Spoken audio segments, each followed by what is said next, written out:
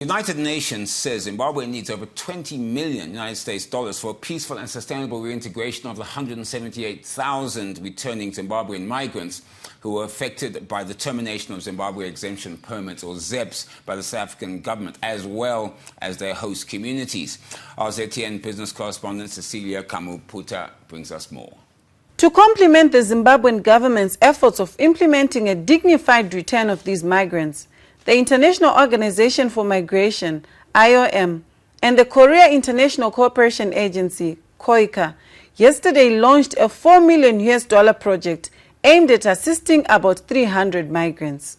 Allow me to highlight that this project aligns itself to the national development priorities under NDS-1, the National Migration Policy, and the Sustainable Development Goals, in particular SDG targeted 10.7. Emma Henningson, IOM project manager, said the project, funded by KOICA, will run for 3 years and the beneficiaries will be chosen after a vulnerability assessment. This will be achieved by providing livelihood opportunities in Harare, Midlands, Manicaland and Mashonaland East provinces for 126 to 174 migrants and host community members. It will strengthen the social system in the targeted communities and identify as high migrant receiving areas. And it will also promote local ownership of the reintegration process. So we will do a vulnerability assessment and target the most vulnerable returning migrants.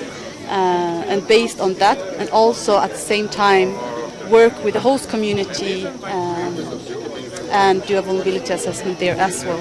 Edward Callon, UN resident and humanitarian coordinator to Zimbabwe, said the project reflects the United Nations commitment to support Zimbabwe through the UN Sustainable Development Cooperation Framework.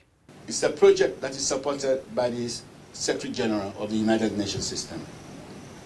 In February this year, we had an executive committee meeting on Zimbabwe, where we are exploring various development challenges in the country and how we can support the effort of the government. And the return of the 178,000 ZEP permit holders was one of the priorities identified by the Secretary General of the United Nations for support, and also encouraged to pull together a joint effort in supporting migrants that are returning. This is the first collaboration between IOM and KOICA, and the newly appointed Korean ambassador to Zimbabwe, Jae Kyung Park, said he was glad Korea was making tangible positive changes in Zimbabwe. I'm very, very happy and pleased to see this concrete, tangible project is launched today with very close collaboration between IOM and KOICA. From this project, I should just briefly tell the 2 points. Number one, it is about the human rights. You see the Human Rights Commission here. The values such as human rights, democracy, rule of law, and also freedoms. Those are the values that we strongly uphold. We, the Korean government, is very much strongly uphold. KOICA hopes this program will go a long way in addressing the socio-economic reintegration challenges facing the returning migrants, as well as their host communities, in an integrated approach. KOICA is confident that this timely project would contribute to the sustainable development and the peace of Zimbabwe by lifting some of the challenges induced by man-made disasters, the aftershock of COVID-19, high unemployment rates, and hyperinflation, which are already extended and putting pressure on the both returning migrants and the host communities.